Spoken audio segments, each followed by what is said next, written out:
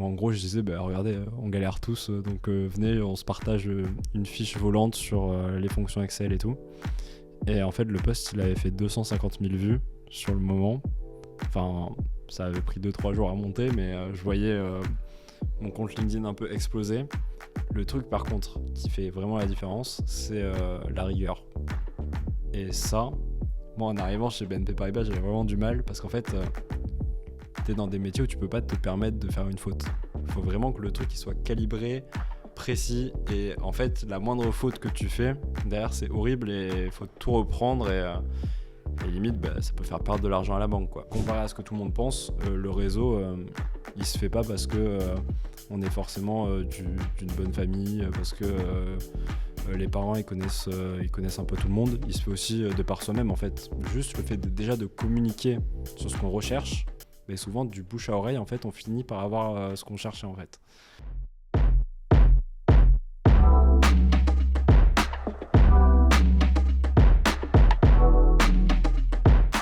Bonjour à toutes et à tous, c'est Dorian de Plein Grandes Écoles, très heureux de vous retrouver aujourd'hui pour le deuxième épisode de notre podcast Jeunes Dip, où l'objectif est d'interroger des jeunes diplômés, des étudiants qui sont en fin d'études pour en savoir davantage sur leur parcours et pouvoir mieux se projeter après l'école. On est en compagnie de Quentin. Salut Quentin, est-ce que tu peux te présenter ? Mais merci d'abord de me recevoir. Donc je m'appelle Quentin Couturier, j'ai 23 ans et je viens d'être diplômé du coup de Neoma Business School. Donc je viens juste de finir mes études et là je commence un peu à faire de l'entrepreneuriat et différents projets. Mais à la base je travaillais en finance de marché du coup chez BNP Paribas Asset Management sur la partie ETF et fonds indiciels. Donc c'était très sympa et j'ai pu du coup faire pas mal de postes différents en finance et ce qui m'a amené derrière à faire du contenu sur les réseaux sociaux, notamment sur LinkedIn. Donc petit à petit ça a pris de l'ampleur et c'est pour ça que du coup je me retrouve un peu devant vous maintenant. Magnifique, c'est vrai, tu es très médiatisé sur LinkedIn. On va y revenir un petit peu parce que tu as une stratégie qui était hyper intéressante et qui t'a permis vraiment de distinguer et voilà, d'être devenu un petit peu plus connu à l'échelle étudiante. Donc merci à toi Quentin d'être aujourd'hui. Est-ce que tu peux revenir sur ton parcours plutôt scolaire, académique, de la prépa à Montaigne en passant par Neoma, voilà, revenir un petit peu sur les différents maillons de la chaîne. Ouais, alors à la base j'ai commencé j'ai fait déjà mon lycée, c'était à Limoges, donc vraiment un peu perdu au milieu de la France. Donc pour tous ceux qui viennent de Limoges, vous n'êtes pas seuls, je suis passé par là. Donc à la base j'ai commencé à Limoges, après j'ai fait une classe préparatoire au lycée Michel Montaigne de Bordeaux. Derrière j'ai voulu rentrer en grande école de commerce parce que tout ce qui était finance et commerce c'était vraiment ce qui me plaisait. Donc j'ai fait une prépa ECE juste avant la réforme, parce qu'après du coup il y a eu la réforme et c'est devenu ECG. Et après je suis rentré à Neoma Business School. J'y ai fait 3 ans. Donc j'ai fait le parcours court avec 2 ans d'alternance, ce qui m'a permis en fait d'avoir 3 expériences en seulement 3 ans. Donc un stage de 3 mois, ça c'était le stage de pré-master auquel tout le monde est passé, que j'avais du coup fait chez Caisse d'épargne Grand Est Europe, qui était sur la partie immobilière. Et je me suis très vite rendu compte en fait que la corpo c'était pas vraiment ce que je voulais faire. Du coup j'ai vite switché vers de la finance de marché en allant chez Crédit Agricole Assurance. Là à la base je pensais pas que l'assurance allait me plaire, mais c'était pas vraiment de l'assurance en fait. C'était plus du coup de la finance de marché dans l'assurance, donc sur un fonds d'investissement assurantiel. C'était le fonds euro du Crédit Agricole. Et j'avais fait aussi un peu d'unité de compte au moment où j'y étais. Donc ça c'était ma première alternance pendant 1 an. Et après, j'ai fait 1 an d'alternance chez BNP Paribas Asset Management, où là, j'étais sales ETF et fonds indiciels. Donc en fait, j'assistais tous les sales dans leurs tâches au quotidien, qui étaient en fait de vendre des ETF aux clients institutionnels. Et c'était à la fois en France et dans toute l'Europe. Incroyable, génial. Et après, donc, ça t'a amené donc chez BNP Asset Management. C'est ça. Pour la conclusion après de ton parcours. Enfin, là, du coup, maintenant, j'ai fini mon étape chez BNP Asset Management et je suis plus en train de développer des projets entrepreneuriaux. Parce que, en fait, LinkedIn, ça a un peu été le début de mon parcours entrepreneurial. Et maintenant, du coup, je commence à développer d'autres projets. Mais ça, je vais en parler. Hyper intéressant. Merci beaucoup, Quentin. Et pour revenir un petit peu au préambule, qu'est-ce qui t'a poussé à faire une classe préparatoire ? Alors, à la base, c'était quand j'étais en terminale. En fait, j'avais un prof d'économie qui lui-même était prof de prépa. Et en fait, j'ai commencé mon année avec lui, j'avais 5 de moyenne. et je l'ai fini avec 18 parce qu'en fait, il n'arrêtait pas d'essayer de nous pousser vers l'avant. Et il avait vraiment la mentalité prépa parce que, enfin, logique, en fait, il appliquait aux élèves à ses lycéens, en fait, tout ce qu'il faisait avec ses élèves en prépa. Du coup, ça m'a vraiment permis d'avoir un peu cette rigueur et cette méthodologie qu'on a en prépa dès qu'on arrive là-bas. Et pendant en fait toute mon année de terminale, il n'a pas arrêté de me dire mais va vers une classe préparatoire parce que c'est ce qui permet derrière de faire une grande école, etc. etc. Donc j'y suis un peu allé, pas par défaut, mais parce que vraiment le seul conseil que j'avais c'était cette personne.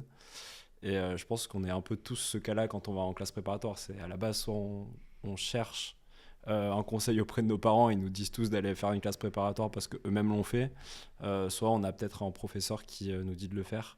Et moi, c'était vraiment mon cas, donc du coup, c'était un peu quelque chose de logique sur le moment d'y aller. C'était quoi les matières qui te plaisaient le plus lorsque tu étais étudiant en classe prépa? Alors, c'était pas forcément le truc qui me servait le plus, mais en termes de coefficient, je veux dire, mais la philo, j'adorais ça. Ok. C'était pas la matière qu'il fallait vraiment savoir gérer pour avoir des écoles, c'était plus les maths. Mais la philo, j'adorais ça. Et petit à petit, les maths, j'aimais de plus en plus parce que, en fait, ouais, je suis arrivé en classe préparatoire, ma première note, c'était 6 sur 20, quoi. Et je passais de 18 de moyenne au lycée à 6 sur 20 en classe préparatoire. Donc sur le moment, c'était quand même assez compliqué de gérer un peu cette déception, de se dire que, en fait, on n'est pas bon tout le temps. Et petit à petit, il faut apprendre de nouveau à se développer sur une matière. Et du coup, j'ai commencé avec 6, avec mon 6 sur 20 en première note en maths. Et petit à petit, j'ai évolué. Et à la fin, j'arrivais à avoir des 14 fin de deuxième année de prépa. Mais c'était pas sans mal. Et en fait, je me suis rendu compte que plus on travaillait, en fait, plus on y arrivait. Globalement, c'est un peu une phrase facile, mais c'est vraiment ce qui m'a servi pendant toute ma prépa. C'est que, en fait, j'arrêtais pas de refaire des exercices. Et du coup, les cours, enfin, je les faisais quasiment pas, en fait. Je faisais vraiment que de la pratique. Et la pratique, ça m'a vraiment beaucoup aidé. Je faisais des annales jusqu'à 23h, 1h du matin. Enfin, j'arrêtais pas de faire des annales tout le temps. Et c'est ça vraiment qui m'a un peu sauvé. Et petit à petit, en fait, ça m'a fait l'aimer, en fait. Ça m'a fait aimer les maths. Parce que plus on fait quelque chose, plus on finit par l'aimer. C'est un peu le schéma type. Et voilà. Petit à petit, ça m'a plu. Intéressant. Et donc, à l'issue de ta classe prépa, donc de tes 2 années à Montaigne, tu intègres Neoma. Qu'est-ce qui t'a fait choisir Neoma et quel campus tu as choisi in fine au sein de Neoma? Alors, là encore, je vais pas être la personne qui a forcément. Enfin, il n'y a rien d'exceptionnel, mais j'ai choisi l'école la meilleure que j'avais en fait en sortie de prépa. Et pourquoi Neoma? Parce que il y a toute une partie associative qui en fait est un peu sous-estimée quand on choisit une école de commerce. Et même moi à la base en fait je me disais faire une école de commerce pour faire une association, c'est pas forcément le but absolu. Et pour autant c'est vraiment ça qui m'a un peu débloqué parce qu'après j'ai été président de l'asso de finance de Neoma, puis ça m'a permis de monter en fait quand on est dans une asso, on fait quand même de l'entrepreneuriat. C'est de l'entrepreneuriat déguisé, mais c'est une première forme d'entrepreneuriat. On gère des équipes, où on a des projets à monter, on a des choses à faire. Et ça, derrière, c'est vraiment ce qui m'a plu, en fait. C'est le fait de faire des choses et de se sentir un peu utile et de pas simplement faire des cours. Et donc, à la base, quand j'ai choisi Neoma, je pensais pas que ça allait autant m'apporter sur le moment, parce qu'en fait, on rencontre énormément de personnes grâce aux assos. Et plus tard, ça reste des amis. Et plus tard, on en a besoin, je sais pas, pour changer de job, etc. Enfin, en fait, le réseau, il se fait par ça aussi, par les assos. Et Neoma, ils étaient très, très développés autour de ça, parce qu'en fait, ils avaient, je crois, ils ont plus de 60 assos, qui sont toutes très différentes. Donc, en fait, on y trouve forcément son compte. Et ce qui m'a amené à du coup choisir le campus de Reims, parce qu'en fait, il y avait beaucoup plus d'assos sur le campus de Reims que de Rouen. Donc, c'était un peu... je suis allé directement, quoi. Donc, à quel moment donc, te vient ce déclic pour la finance et te dire, ok, je vais faire un parcours court, Ouais. je vais faire 2 ans d'alternance et qui plus est, je vais me spécialiser plus spécifiquement dans le secteur de la finance? Mais, alors, pour être 100% honnête, à la base, je viens d'une famille de la classe moyenne. Donc, comme plein de gens, en fait, mes parents, ils n'avaient pas forcément les moyens en fait, de payer 45 000 euros d'études. Parce qu'à l'époque où je suis entré à Neoma, c'était 45 000 47 000 euros pour faire 3 ans, en fait. Et c'est d'ailleurs, je trouve ça assez fascinant, mais on n'en parle pas souvent des frais de scolarité, mais ils sont hyper élevés. Et comparé à ce que un peu tout le monde pense, c'est quand même dur de les rembourser après, parce que faut quand même faire pas mal d'années après son école de commerce pour arriver à rembourser, même si c'est loin d'être impossible. Je suis pas en train de dire que c'est impossible, mais juste ça demande des efforts. Et c'était des efforts pour lesquels, en fait, si je pouvais éviter de prendre un crédit, ça m'allait très bien aussi. Et surtout, mes parents n'auraient sûrement pas pu payer la totalité de ma scolarité. Ce qui m'a amené du coup à faire 2 ans en alternance. Et en fait, l'énorme avantage de l'alternance, c'est clairement, en fait, pendant 2 ans, vous avez que des avantages, je trouve. Vous avez une expérience pro qui est exceptionnelle parce que pendant vos 2 ans, en fait, vous êtes vraiment responsabilisé. Vous avez des vraies missions. Vous êtes payé. Et en plus de ça, vos frais de scolarité sont payés. Donc au final, vous cumulez vraiment tous les avantages qu'il puisse y avoir, à part que vous dormez vraiment moins. Parce que forcément, du coup, en termes de rythme de travail, vous avez à la fois vos cours et à la fois à côté l'entreprise. C'est ça qui était assez compliqué. Mais du coup, pour revenir à la question sur la finance en elle-même, c'était très lié aussi à ça. En fait, quand on arrive en école de co, je trouve il y a un peu ce parallèle de soit tu fais du marketing, soit tu fais de la finance. Et en termes de rumeurs dites en école de commerce, à chaque fois, tout le monde dit le marketing, c'est moins bien payé que la finance. Donc forcément, quand on fait une école de commerce qui coûte cher, on se dit, bon, je m'attends au moins à avoir un bon salaire après. Donc le schéma type, je me suis dit, je vais aller en finance. Et le fait est qu'en fait, c'est pas forcément vrai. Même c'est très très loin d'être vrai parce qu'il y a plein de métiers en marketing où on gagne bien mieux qu'en finance. Ça dépend juste en fait du poste qu'on occupe et de l'entreprise dans laquelle on est. Donc c'est pour ça que je trouve qu'en école de commerce, on a aussi plein d'idées préconçues sur le après-école, qui n'est pas forcément vrai en fait. C'est pas parce que vous allez aller en finance que vous allez gagner mieux. C'est pas parce que, globalement, petit à petit, je commence à me dire qu'en fait, on gagne le mieux à l'endroit où on est le meilleur parce qu'on aime ce qu'on fait. Et souvent, quand on aime ce qu'on fait, on est meilleur. Donc en fait, c'est un peu tout est lié, quoi. Donc voilà.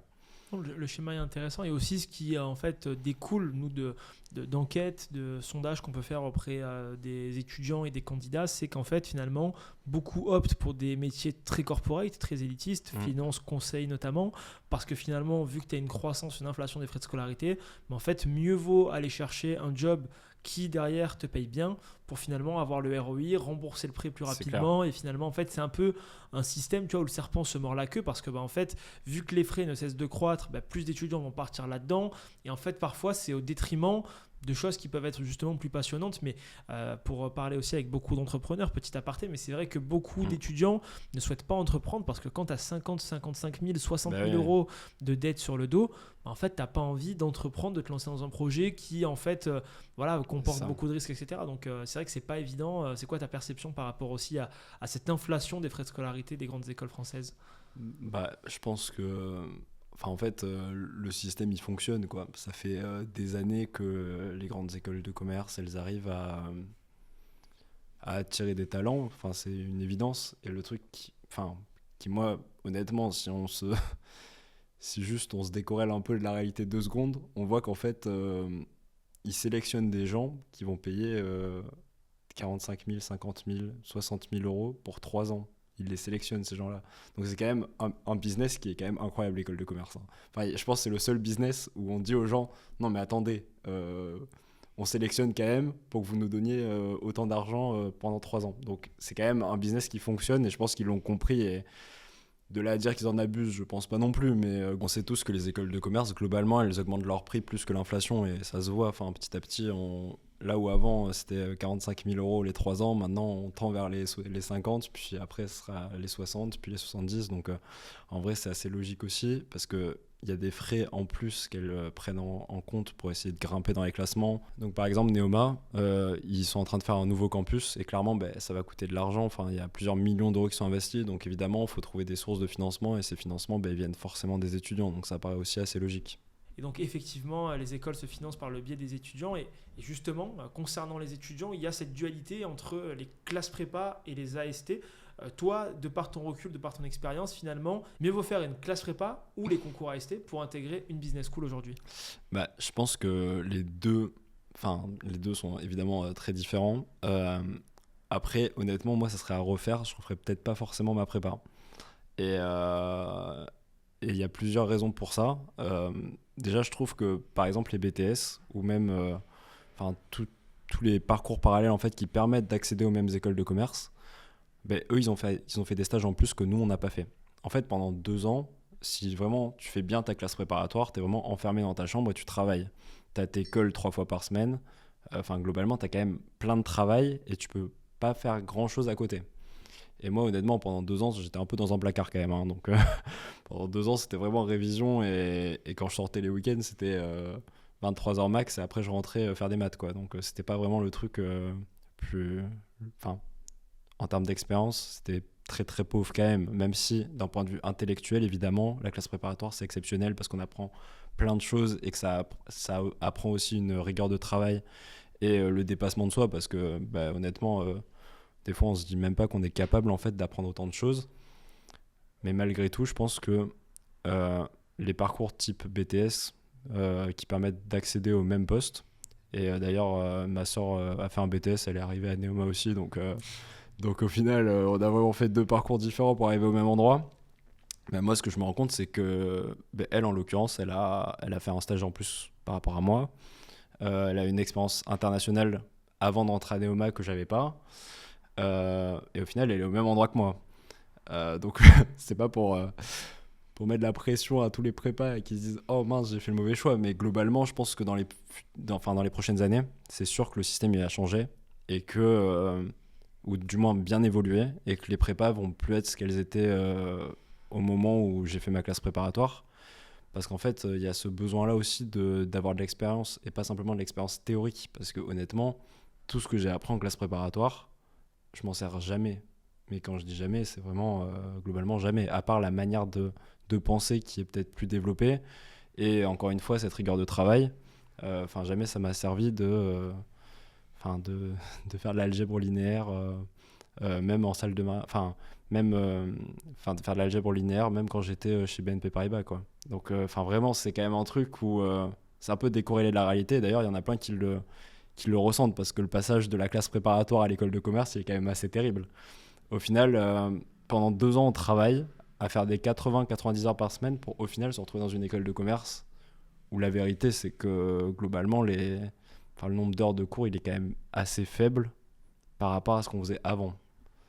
Donc ça va qu'il peut y avoir les assos, peut y avoir d'autres projets qui comblent un peu des fois l'emploi du temps, mais globalement, il y a quand même un écart de charge de travail qui est ressenti par tout le monde. Enfin, globalement, tu finis ta classe préparatoire, tu arrives en école, tu te dis, il y a quand même du changement, quoi. C'est pas du tout pareil. Alors que je pense, il y a d'autres parcours, par exemple en AST, qui permettent d'arriver exactement au même résultat et d'avoir une expérience quand même plus riche que simplement de faire classe préparatoire.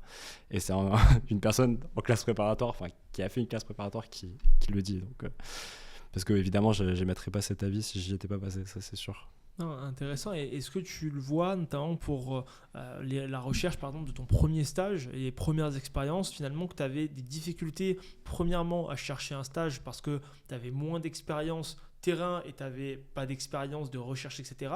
Et également ensuite, au sein de ton expérience, une fois que tu y étais, est-ce que tu ressentais un écart de niveau potentiellement par rapport à des profils qui initialement étaient passés par un BUT, une licence, un BTS ? Non.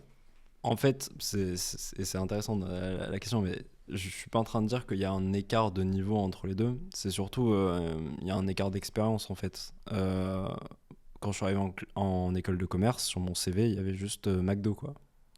J'ai fait 3 mois chez McDo. Et c'est déjà plus que beaucoup de prépa. Et c'est déjà peut-être plus que beaucoup de prépa. Mais ce que je veux dire, c'est par rapport, par exemple, à ma sœur, elle est arrivée à Neoma, là, elle est en train de chercher un stage, elle a déjà une expérience en Corée du Sud, quoi. Bon, alors c'est pas tous les étudiants qui ont fait BTS parce qu'elle avait fait BTS international, mais c'est pas tous les étudiants qui ont forcément fait ça comme expérience, mais t'as déjà 2-3 lignes en plus sur ton CV, donc évidemment non, c'est pas un facteur aggravant de faire classe préparatoire parce qu'on n'a pas ou peu d'expérience.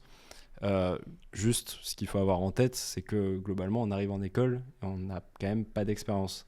Donc c'est le truc un peu compliqué, mais après, c'est aussi rebalancé par le fait qu'en fait, les professionnels, ils adorent voir des gens de classe préparatoire. Enfin, il y a quand même, je pense, il y a quand même un truc autour de ça où ça existe encore beaucoup, tous les directeurs de banque, tous les managers qui ont fait une classe préparatoire et qui vont recruter quelqu'un qui a fait classe préparatoire parce qu'il a fait classe préparatoire.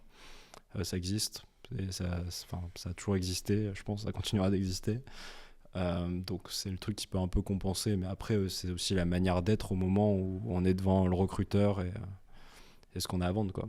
Ok, non, mais intéressant. Comment ça s'est passé ta recherche pour ce premier stage? Voilà, tu n'avais pas d'expérience préalable, etc. Tu arrives à la fin de ton année de pré-master. J'avais McDo quand même. Tu avais McDo, effectivement, c'est vrai, désolé. C'est pas mal. Donc tu arrives à la fin de ton pré-master de Neoma. Donc là, il faut faire ce fameux stage de fin de première année. C'est quoi un petit peu les démarches que tu entreprends, les outils que tu peux utiliser justement? Si tu peux nous retraduire cette phase de ta vie. Bon, alors avant d'utiliser LinkedIn un peu comme un bourrin, avant ça, il y avait des forums qui existaient dans les écoles et qui étaient plutôt pas mal, où justement ça te permettait de rencontrer en fait des professionnels.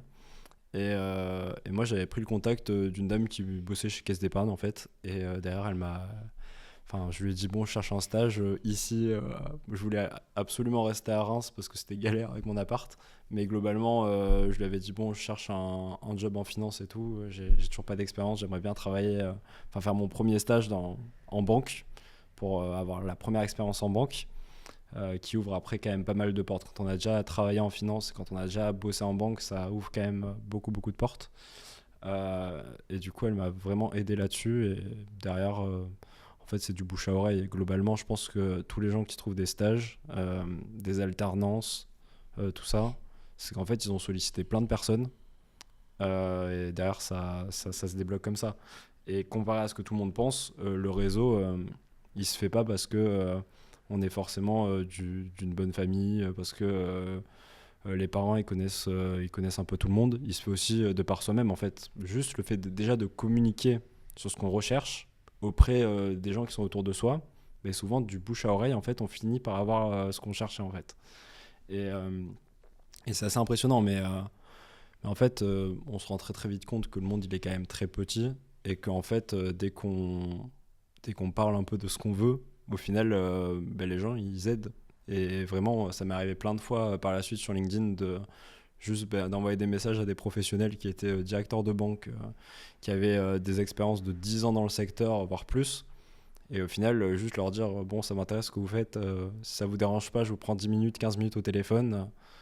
Et en fait, le fait de déjà le tourner comme ça, le tourner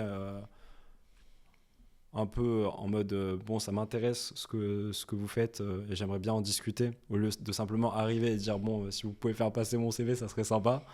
Ben en fait, ça fait un rapport de force qui est plus du tout le même, où la personne elle se dit ok, il est pas simplement là parce qu'il a besoin de quelque chose, parce qu'il a besoin d'un poste, il est aussi là parce qu'en fait d'un point de vue global, en fait mon profil l'intéresse. Et ça c'est un peu l'erreur aussi que font un peu pas mal d'étudiants, et même quand j'étais chez BNP Paribas, je recevais plein de messages de gens qui voulaient un peu avoir le même type de poste, et qui m'envoyaient leur CV. Je trouve en accroche, le fait d'envoyer un CV, c'est pas bon. En fait, faut commencer par dialoguer avec la personne, s'intéresser à elle, et après on voit ce qui en découle. Mais à la base, il faut quand même avoir cet intérêt-là et le montrer. Et au final, y a plein de personnes qui passent pas à l'action, qui développent pas leur réseau parce que justement ils pensent en fait qu'ils vont être rejetés ou que la personne va pas répondre. Et la vérité, c'est que globalement, en fait, tout le monde répond. Et les seules personnes qui répondent pas, c'est juste des personnes qui soit ont pas le temps, soit sont pas les bonnes personnes, et c'est tout. Et en fait, ça vous coûte rien d'envoyer des messages, ça vous coûte rien de solliciter les gens, du moment que c'est bien fait, en fait, derrière, ça peut vraiment vous ouvrir plein de portes. Et vraiment ça, je m'en suis rendu compte au moment où j'ai sollicité des gens sur LinkedIn, parce que LinkedIn, ça a été un peu mon game changer. Mais oui, globalement, en fait, il ne faut pas s'empêcher de parler aux gens, faut pas s'empêcher de dire ce qu'on veut aussi, ce qu'on recherche, et il faut essayer de contacter le plus de personnes possible. Non, très, très pertinent. On va y revenir justement sur LinkedIn avec une petite partie qui est dédiée parce que voilà, c'est vraiment ton dada C'était mon dada. aujourd'hui. Exactement, tu es vraiment beaucoup Ouais. sur LinkedIn et je pense que voilà, beaucoup d'étudiants qui vont regarder la vidéo t'ont forcément déjà vu soit de manière consciente ou inconsciente sur LinkedIn. Comment ça s'est traduit ensuite la conversion, je dirais, de l'essai, c'est-à-dire que voilà, elle te met en relation, tu rentres dans le process. Comment ça se passe ce process de recrutement pour ce premier stage? Bah, globalement, ça va assez vite parce que c'est des stages de 3 mois. Donc, bon, on n'est pas sur des stages à la JP Morgan où on y passe 6 mois, on a 15 phases de recrutement. Donc là, ça allait très très vite. J'ai eu, je crois, deux réunions à l'époque et au final, c'est assez bien passé. Mais parce qu'en fait, je montrais de la curiosité. Et quand on montre de la curiosité, je trouve que ça va développer quelque chose que la plupart des gens ne développent pas ou font semblant de développer. À l'époque, l'immobilier, c'était vraiment ce qui me plaisait. Parce qu'en fait, j'arrête pas de voir des vidéos sur YouTube d'investisseurs immobiliers et c'était vraiment ce à quoi j'aspirais. Bon, petit à petit, du coup, j'ai un peu changé d'avis parce que je me suis un peu reconverti côté finance de marché et plus du tout finance d'entreprise. Mais à l'époque, ça me plaisait vraiment. Donc, en fait, quand on parle de quelque chose pour lequel on est passionné, enfin pour laquelle on est passionné, ça aide dans le discours, c'est évident. Et si on l'est pas, faut au moins le paraître, quoi. Et Je est-ce pense. qu'à ce moment-là, ton école t'a servi notamment de tremplin, qui plus est voilà, dans la ville, dans la région dans laquelle ton école résidait? Oui, globalement, ça a aidé parce que déjà, il y avait le forum qui m'a aidé. Je crois que Neoma était un peu en partenariat avec Caisse d'Épargne, mais je suis pas sûr que ça ait vraiment joué sur le moment. C'était surtout.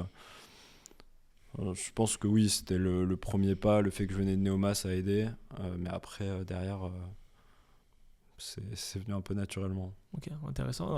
Après ça, donc tu continues en alternance. Ouais. L'alternance en finance, beaucoup d'étudiants voilà, pensent que c'est très difficile d'obtenir une alternance lorsqu'on veut bosser dans le secteur de la finance. Est-ce que c'est vrai ou pas finalement ce mythe?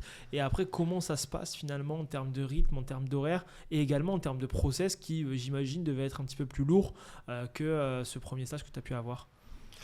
Bon, alors, les process, ils étaient. Enfin, moi honnêtement, ça m'a même un peu choqué, mais ils n'étaient pas si lourds que ça. C'était souvent des deux trois entretiens. Euh,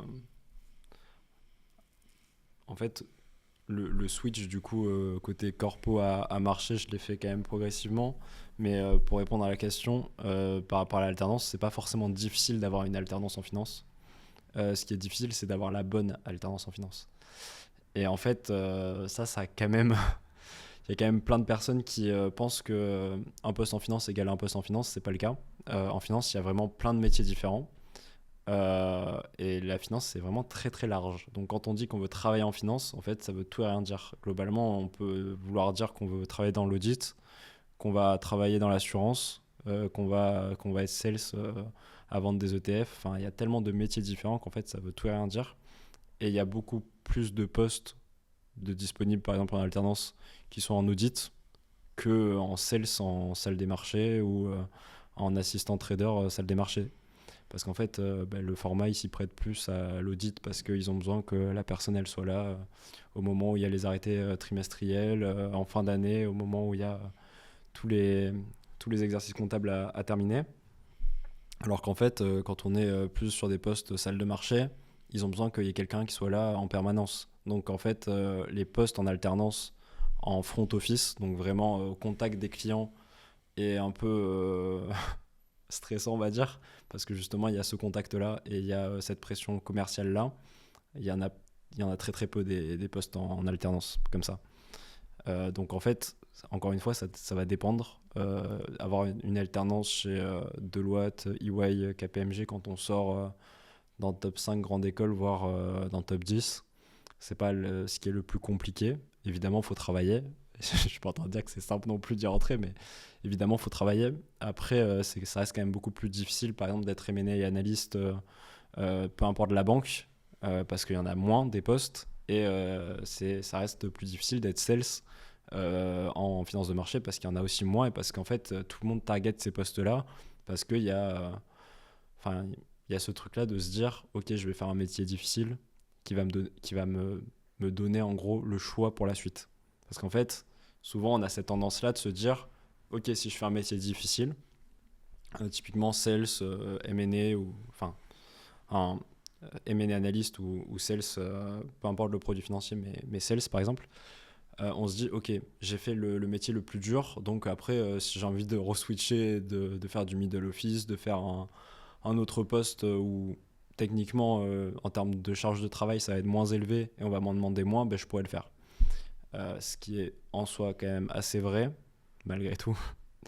Et c'est pour ça qu'en fait tout le monde veut se diriger sur ce genre de poste. C'est pour la rémunération, pour aussi un peu le prestige, parce qu'évidemment quand on est mené analyste, tout le monde a des étoiles dans les yeux, même si moi ça me faisait pas forcément rêver. Et puis pareil, enfin en fait j'ai été comme ça aussi, je pense qu'on est tous passés par là, mais quand on est en finance, on a quand même pas mal on a quand même pas mal d'idées préconçues autour des métiers de la finance. Et par exemple, être sales, moi, c'était typiquement le truc que je voulais faire. Et j'avais fait middle office chez Crédit Agricole Assurance. Je voulais absolument être en front office, salle des marchés, ou pas salle des marchés, mais juste front office en finance de marché. Et c'est pour ça que je suis allé en asset management et que je suis allé chez BNP Paribas. Et en fait, tu te rends compte quand même que la réalité derrière ces métiers-là, elle n'est pas forcément incroyable, quoi. Enfin, les M&A analystes, j'en avais 2-3 dans ma classe. En fait, ils passaient leur temps à changer des slides, tu vois. Enfin, juste à updater des slides. Et moi, je faisais la même chose quand j'étais sales chez BNP. J'updatais des slides et j'updatais des données un peu toute la journée. Donc, en fait, évidemment, c'est prestigieux. Évidemment que tout le monde a des étoiles dans les yeux quand on dit qu'on est sales, quand on est M&A analyste ou ce genre de choses. Mais la réalité derrière, c'est qu'en fait, les missions, elles ne sont pas forcément les plus intéressantes. Après, par contre, ce qui est intéressant, c'est que c'est tellement poussé et qu'en fait, tu es tellement au contact de plein de sujets différents qu'en fait, pour moi, tu es quasiment entrepreneur dans la banque. Ça frôle quand même l'entrepreneuriat. Dans le sens où, quand tu es entrepreneur, en vrai, tous les risques, tu les prends pour toi-même. Toutes les missions que tu fais, c'est pour ton entreprise, c'est pour toi. Là, en fait, toutes les missions que tu vas faire, c'est pour directement la banque, en fait. Et tu dois être aussi bon sur du marketing que sur de la finance, parce que quand je travaillais chez BNP Paribas Asset Management, on avait l'équipe marketing qui était à côté de nous, l'équipe marketing digital qui travaillait avec les influenceurs, les créateurs de contenu sur LinkedIn pour essayer de vendre et de mettre en avant les produits financiers. Donc il y avait la partie marketing, nous on était sur la partie finance, et puis à côté de ça il fallait gérer, en fait c'est un ensemble de choses qu'il fallait gérer. Et moi, mon tuteur, quand j'étais chez BNP Paribas, en fait, je me rendais compte qu'il était quasiment entrepreneur au final, parce qu'il gérait tout. Il était à la fois sur les plateaux télé, à défendre l'image de la boîte. Il était à la fois, il faisait un peu tout, quoi. Et cette image-là de l'entrepreneuriat dans la banque, il y a peu de gens qui arrivent à la voir, en fait. On la voit que quand on est vraiment dedans, et on voit aussi de l'émission que quand on est vraiment dedans.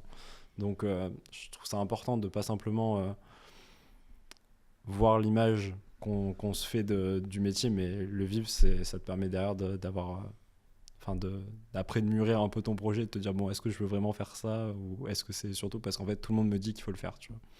Et donc là, c'était quoi concrètement l'objet de tes missions au sein de ton alternance ? Alors, quand j'étais chez, du coup, oui, au sein des au sein des deux, quand j'étais chez Crédit Agricole Assurance, c'était pas mal sur de l'analyse de données en fait. Au moment où j'y étais, il y avait le fonds euro des assurances vie du Crédit Agricole qui représentait à peu près 400 milliards d'euros d'investissement. Et ces 400 milliards, en fait, ils étaient investis dans des titres et en grande partie sur des obligations parce qu'en fait, le fonds d'investissement en question, il devait être liquide et aussi et surtout, il devait être sûr. En fait, on garantissait aux clients qu'ils allaient avoir un rendement positif chaque année. Et c'était le but justement de ce fonds. Donc, il y avait plein de lignes en portefeuille et il fallait un peu analyser les données des portefeuilles. Typiquement, je sais pas, vérifier que les maturités des obligations dans lesquelles on avait investi, elles étaient bonnes. Checker vraiment plein de données différentes. Et c'était un peu une bombe à retardement parce qu'il y avait tellement de données en fait qu'on devait mettre en place plein de choses pour les contrôler. Donc là, c'était plus du contrôle de données / middle office en lien avec évidemment la direction des investissements qui, elle, faisait les achats, les ventes sur les titres. Donc c'était plus du contrôle et c'est pour ça que middle office, on est plus en support que vraiment enfin, ce support, il est évidemment important.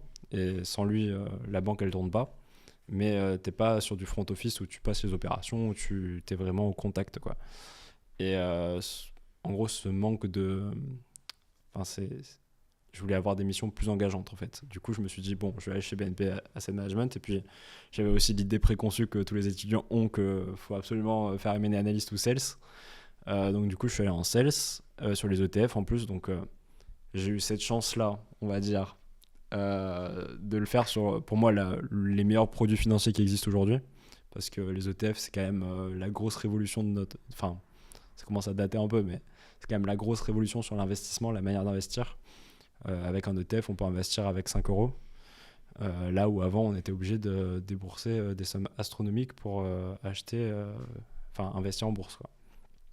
Et c'est simple d'accès, les frais ils sont bas, donc vraiment, j'étais déjà convaincu par les produits qu'on allait vendre. Donc ça aide. Quand tu vas en entretien et que tu dis au recruteur en face que tu es convaincu par le produit que tu vas vendre et que même toi en plus t'en as acheté, forcément ça aide. Et du coup, c'est pour ça qu'il m'a recruté après, et grâce à LinkedIn d'ailleurs. J'avais contacté sur LinkedIn à la base, mais du coup, j'étais vraiment sûr que j'allais adorer travailler sur les ETF. Et petit à petit, l'émission, du coup, sur la partie BNP Paribas, c'était pas mal de veille concurrentielle pour voir pour voir en gros ce que faisaient les concurrents, voir les ETF qu'on allait sortir. C'était de l'analyse de performance de nos ETF vs du coup les concurrents. Il y avait les sorties de nouveaux ETF, enregistrer toutes les données dans les bases de données, sur quelle place Et à quelle échelle? C'est-à-dire c'était à l'échelle plutôt européenne, enfin, ça dépendait peut-être des ETF que tu avais. Ouais, du coup, au moment où je travaillais, en fait, j'assistais plusieurs sales dans plusieurs pays différents. Et en gros, j'avais Pays-Bas, France, du coup, France, Pays-Bas, j'avais la Suisse, j'avais la Belgique, Luxembourg. Globalement, c'était ça. Donc, c'était vraiment Europe de l'Ouest, on va dire. Avec un sales qui était aux Pays-Bas. Et voilà, ça se passait globalement comme ça. Et après, on a recruté une autre sales qui, elle, avait pris plus la partie suisse de l'activité. Et on vendait des ETF auprès des clients institutionnels, donc typiquement des fonds de pension, des fonds d'assurance vie, enfin des fonds assurantiels, aussi des organismes caritatifs qui pouvaient investir aussi. Enfin vraiment tout un tas de typologies de clients. Les distributeurs aussi, par exemple, quand un distributeur distribue des ETF, et ben, du coup, il est aussi notre client parce qu'il investit aussi directement dans nos produits. Donc, en fait, il fait l'intermédiaire. Et les banques privées. Les banques privées, il y en avait énormément. Parce que les gens qui veulent investir via des banques privées dans les ETF, ils passent aussi par les banques privées, donc qui devenaient aussi de facto nos clients. Donc, globalement, voilà. Voilà. C'était globalement ça. Bon, intéressant. En termes de compétences, c'est quoi les compétences techniques qui sont, selon toi, les plus importantes à avoir dans le secteur de la finance, plus spécifiquement au sein de la partie market? Déjà, je trouve que c'est une compréhension globale du secteur. Il faut quand même comprendre tous les acteurs et comprendre les interactions entre eux. Et en fait, si on veut vraiment vulgariser de manière vraiment la plus poussée possible la finance, en fait, au final, c'est que des flux. C'est que des flux. Et déjà, se dire que c'est que des flux, c'est déjà comprendre qu'en fait, toute la finance, elle repose en fait sur globalement du vent quand même. Et qu'au final, c'est que des flux financiers qui s'échangent sur la planète, quoi. Et sur la finance de marché en particulier, et même sur la finance en général, en fait, il ne faut pas forcément être un crack, comparé à ce qu'on peut penser. Il ne faut pas forcément être très très bon en maths. Les maths les plus poussées que j'ai fait quand j'étais chez BNP Paribas en tant que sales ETF, c'était des additions et des multiplications. Donc il n'y a rien de forcément sorcier, quoi. Par exemple, je sais pas, le calcul d'un flux venant d'un client, tu fais le nombre de titres qu'il détient fois son cours au moment T. C'est bon, tu as le flux en euros qui vient de rentrer, qui vient d'acheter sur tes ETF, tu vois. Enfin, il n'y a rien de dingue. Le truc, par contre, qui fait vraiment la différence, c'est la rigueur. Et ça, moi, en arrivant chez BNP Paribas, j'avais vraiment du mal parce qu'en fait, tu es dans des métiers où tu peux pas te permettre de faire une faute. Il faut vraiment que le truc il soit calibré, précis. Et en fait, la moindre faute que tu fais, derrière, c'est horrible et il faut tout reprendre. Et limite, bah, ça peut faire perdre de l'argent à la banque, quoi. Donc, ce truc-là de la rigueur, il est hyper important. Et au final, les gens qui sont en finance de marché, je suis sûr que la plupart, c'est pas parce que c'était forcément des génies en maths, c'est juste qu'en fait, ils ont la rigueur que la plupart des gens n'ont pas. Et moi, j'ai mis plusieurs mois à le développer. C'était quand même très compliqué à la base. Et j'ai fait plein d'erreurs quand je suis arrivé. Mais aussi, c'est cette capacité à continuer à essayer de progresser et à continuer à travailler en permanence pour essayer de s'améliorer. Et ça, c'est quand même... Enfin, il faut vraiment s'y mettre, quoi. Ok, donc des compétences techniques, aussi des soft skills, notamment la rigueur que tu as évoqué. Et en termes d'outils concrets que tu utilisais au sein de tes expériences, c'était quoi concrètement? Est-ce qu'il faut être un as de l'Excel, du PPT, d'un outil spécifique? Est-ce que tu peux nous en dire plus? Globalement, il faut être bon un peu partout.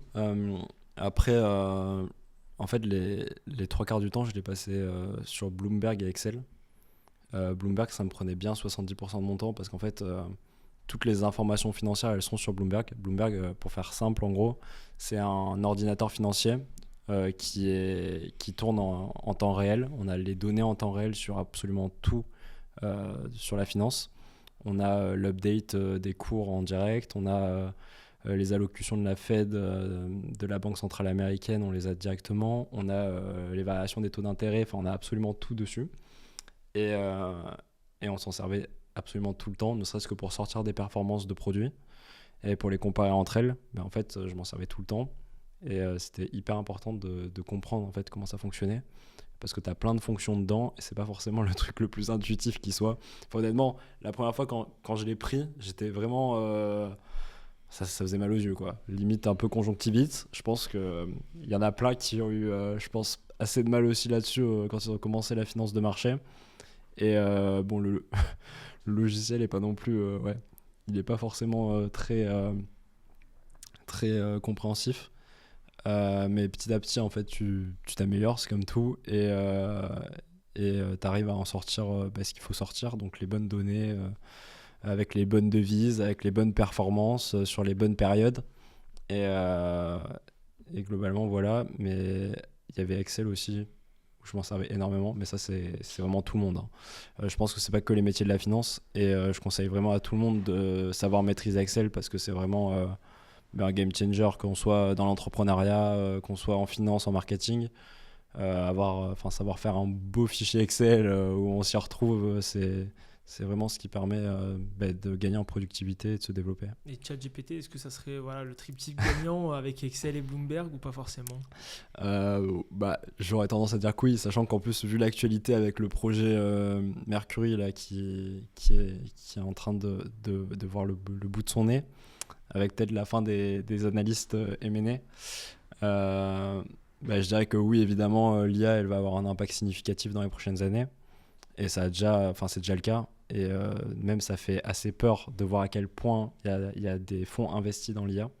J'avais vu, en termes de chiffres, du coup là il y a OpenAI qui va sortir, ils vont être valorisés à plus de 1000 milliards de dollars en IPO. Enfin, c'est absolument atomique.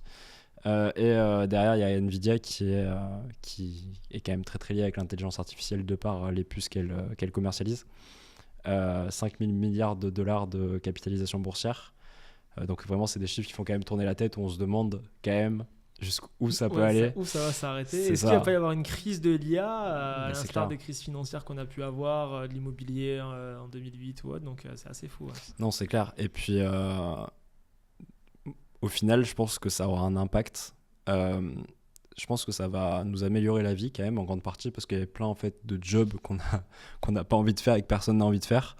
Et ça va permettre de l'automatiser et en fait d'éviter que ce soit l'analyste M&A ou le stagiaire qui le fasse. Et au final, en fait, les nouvelles personnes qui vont vraiment réussir dans ce genre de domaine, ça va plus être les gens qui sauront s'adapter et qui auront cette capacité d'adaptation à l'intelligence artificielle et à savoir s'en servir, que en fait ceux qui vont rester un peu bloqués sur les missions passées avant l'intelligence artificielle. Je pense qu'à terme ça va tourner autour de ça. Ok, très, très intéressant. Donc, c'est hyper pertinent. Comment tu arrives à t'informer, à faire ta veille quotidienne justement sur toute cette actualité financière pour justement être au fait constamment de l'actualité et être performant tant dans la vie quotidienne que derrière aussi en entreprise, plus spécifiquement sur ces thématiques liées à la finance? Bah, il y en a énormément. Je trouve que limite, on s'y perd, mais il faut savoir un peu faire une synthèse de tout. Euh, et c'est d'ailleurs un peu ce que je fais dans ma newsletter sur LinkedIn où je fais un peu un cross de toutes les infos que je vois passer. Mais ce qui est important en fait, c'est de multiplier les canaux d'information différents pour un peu avoir une vision globale et surtout remettre en question à chaque fois l'information, enfin avoir un regard critique. Ça, je pense que c'est un peu ce qu'il faut mettre en œuvre. Mais je dirais enfin un peu les journaux classiques, hein, les Échos, le Parisien. Enfin, globalement, il y en a tellement que c'est assez simple d'avoir l'information. Après, avoir l'information, c'est assez simple de l'avoir, mais vraiment la comprendre et savoir quoi en faire, ça c'est un peu plus compliqué, mais ouais. Et justement, tu disais sur LinkedIn, tu es très actif, plus de 12 millions de vues générées en même pas un an, enfin, c'est-à-dire en 6 mois, Ouais. pour être très concret. D'où est venue déjà cette passion, en quelque sorte, pour LinkedIn? Qu'est-ce qui t'a permis, en fait, de te lancer sur LinkedIn, pardon. Donc, in fine, la question, quel déclic pour te lancer sur LinkedIn et quelle stratégie de publication et de contenu tu as mis en place? Alors globalement, déjà à la base, j'étais pas passionné par LinkedIn, hein. En fait, c'est venu petit à petit. En fait, enfin, premier post que j'avais fait, euh, c'était sur la finance. Enfin, c'était sur Bloomberg, je me souviens d'ailleurs. Où en gros, je disais, bah, regardez, on galère tous, donc venez, on se partage une fiche volante sur les fonctions Excel et tout. Et en fait, le post, il avait fait 250 000 vues sur le moment. Enfin, ça avait pris 2-3 jours à monter, mais je voyais mon compte LinkedIn un peu exploser. Et en fait, bah, c'est de là que c'est parti. Et petit à petit, j'ai continué à poster. Et puis en fait, ça devient un peu une habitude petit à petit. Et puis, tu as une communauté qui se crée. Et puis, les gens, ils interagissent entre eux. Et même toi, en fait, tu commences à y prendre goût parce qu'en fait, tu as l'impression d'avoir une utilité aussi. Peut-être plein de gens. Euh, à décortiquer la finance et sur des sujets où j'avais galéré, tu vois. Enfin, typiquement, je sais pas, comment ça va de Bloomberg, à la base j'avais galéré. Les formules Excel, j'étais pas forcément très performant à la base. Donc en fait, Tu traites finalement par c'est exemple de ça. sujets qui finalement parlent à beaucoup de personnes, à beaucoup d'étudiants, Mm. beaucoup de jeunes diplômés. Ouais, non, mais c'est clair. Puis en plus, moi, on m'a souvent dit une phrase, on m'a souvent dit Quentin, tu comprends vite, mais il faut quand même t'expliquer longtemps.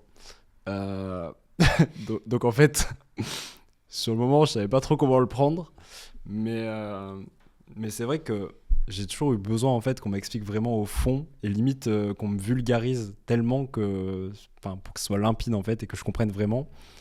Et du coup, ce truc, je l'ai mis en pratique en fait sur LinkedIn et quand on explique quelque chose simplement et en fait qui paraît compliqué à la base, bah, petit à petit, ça crée de l'adhésion et les gens ils arrivent à s'identifier et ils progressent aussi.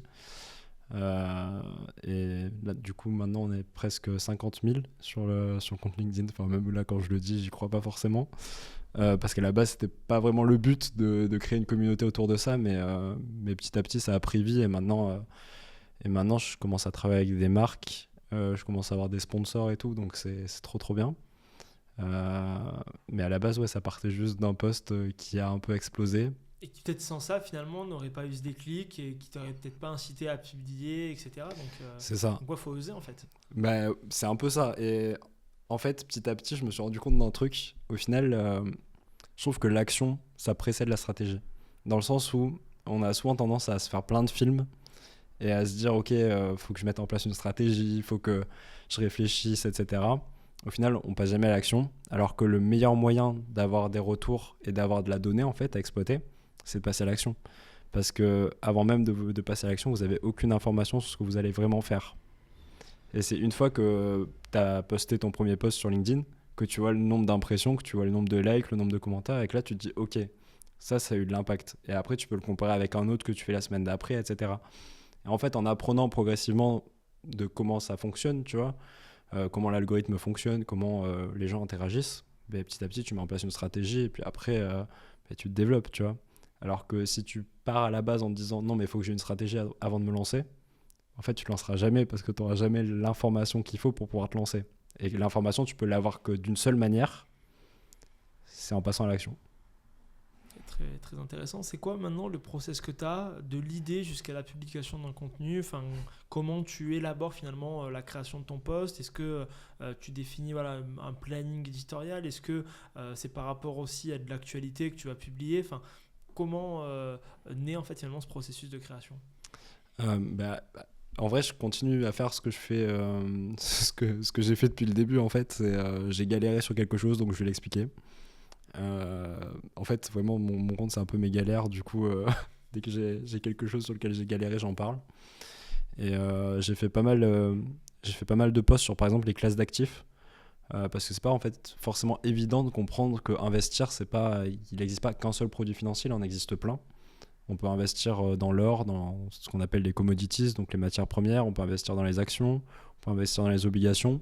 Et tu vois, rien que déjà de faire des carousels et des posts en fait explicatifs sur ces sujets qui sont pas vraiment très connus en fait. Enfin, en fait, l'information est accessible, mais elle n'est pas forcément très vulgarisée. Du coup, les gens ils comprennent pas forcément comment ça fonctionne. Donc faire un peu des posts interactifs sur le sujet où les gens ils peuvent partager, commenter, etc. Ça c'est vraiment parce que je continue à faire un peu tout le temps. C'est dès que je trouve quelque chose sur lequel j'ai galéré, en fait, je le poste. Et donc, Quentin, quels sont pour toi les next steps? Déjà, plus de 50 000 abonnés sur LinkedIn, plus de 12 millions de vues en à peine 6 mois sur LinkedIn. Là, c'est la fin de ton alternance. Qu'est-ce qu'on peut te souhaiter et quelles sont les prochaines étapes pour toi? Alors, à la base, je devais plus tendre vers un CDI, mais petit à petit, on m'a un peu, enfin, tout mon entourage m'a incité à faire l'entrepreneuriat. Donc là, j'ai un peu commencé petit à petit à monter des projets. Mais je vais en parler prochainement, petit à petit. Petit teasing. Ouais, petit teasing. Non, en vrai, au final, c'est pas un seul projet que je monte. En fait, je rentre dans des projets qui existent déjà. Et en même temps, je crée le mien à côté. Parce que pour moi, c'est très important d'apprendre. Et on apprend auprès de personnes qui ont déjà réussi et qui ont déjà un business qui fonctionne. Je trouve que entreprendre tout seul, dès le début, c'est très compliqué. C'était un peu mon idée quand j'ai commencé, mais en fait... Au final, le réseau, c'est quand même très puissant parce que les marques que j'ai réussi à signer sur LinkedIn, c'est grâce à des personnes qui ont déjà signé avec elles. Donc petit à petit, en fait, je me suis créé un réseau autour de LinkedIn avec des créateurs de contenu. Maintenant, on est une trentaine dans le même groupe WhatsApp, tu vois, à avoir un peu, savoir qu'est-ce qui perce, qu'est-ce qui perce pas, savoir les prix des sponsors qu'on peut proposer, enfin, ce genre de choses. Et au final, entreprendre tout seul, je pense que pour moi, enfin, je me vois pas le faire, du moins pour le moment. Et le fait d'être aidé par autant de personnes, enfin, j'ai jamais, honnêtement, de toute ma vie, rencontré des personnes aussi bienveillantes que maintenant. En fait, c'est assez impressionnant de se dire qu'au final, quand on demande, souvent les gens, ils nous donnent. Et de manière vraiment sincère, et Inintéressé. c'est ça, et c'est génial. Et au final, je m'améliore chaque jour en étant avec des personnes qui sont bien meilleures que moi, et je le sais, sur plein d'aspects différents. Et petit à petit, en fait, ça me permet de me développer et de prendre, et d'avoir un peu cette endurance-là qui prend forme. Mais être avec des gens qui réussissent et qui ont déjà pris le chemin qu'on veut prendre, ça aide énormément, ça c'est sûr. Et dans l'entrepreneuriat, encore plus, parce que souvent, l'entrepreneuriat, c'est quand même résoudre plein de problèmes. Je trouve qu'au quotidien, c'est quand même ça. En fait, quand on fait l'entrepreneuriat et même quand on est plus tard chef d'entreprise, vraiment d'une grosse entreprise et tout, au quotidien, en fait, on règle des problèmes. Enfin, c'est vraiment le truc. Il y a, je sais pas, le tribunal de commerce qui nous relance parce que l'adresse de la boîte, elle est mal immatriculée ou ce genre de choses. Il faut gérer ce problème. Puis demain, ça en sera un autre, sera un client, Et le fait d'apprendre de personnes qui ont déjà vécu ça, c'est exceptionnel. Ça te permet de progresser, d'aller de l'avant et de pouvoir justement te développer à titre personnel, professionnel. Donc ça a beaucoup d'effets positifs. Un dernier mot, Quentin, pour les étudiants, les jeunes diplômés qui nous regardent, qui sont en business school ou en école d'ingénieur. Quels conseils tu aurais à leur donner? Bon, là, ça va être compliqué. Mais non, je dirais évidemment de vivre à fond ces années de prépa. Parce que c'est des années incroyables. On apprend énormément sur soi-même. On apprend aussi énormément sur les autres. Euh, et surtout, faire ce qui nous plaît. Parce qu'en fait, on a tendance à aller vers des choix qui sont pas forcément les bons. Parce qu'en fait, tout le monde nous dit oui, faudrait que tu fasses analyste M&A, faudrait que tu fasses telle chose. Je vous garantis, quand on va vers ce qui nous plaît, généralement on est bien meilleur. Parce qu'en fait, ça s'auto-alimente. En fait, le fait qu'on fasse quelque chose qui nous plaise va nous faire aller plus loin que la plupart des gens dans le même secteur. Et du coup, va forcément, un jour ou un autre, on va en bénéficier. Donc, si j'ai un conseil à donner, c'est vraiment aller vers ce qui vous plaît. Parfait. Merci beaucoup Quentin pour Merci. cet échange. On met les réseaux de Quentin bien évidemment en description, LinkedIn, Instagram. N'hésitez pas à lui donner de la force, à follow. Dites-nous également en commentaire ce que vous avez pensé de ce deuxième épisode de notre podcast Jeune Deep. Allez voir le premier épisode qui a été fait avec Zied alias Pierre Chartier. Également les autres formats disponibles sur Planète Grandes Écoles. Et n'hésitez pas bien sûr à aller sur Trainee. C'est 100% gratuit pour vous permettre de progresser dans le secteur de la finance. C'était Dorian de Planète Grandes Écoles. Je vous dis à très bientôt.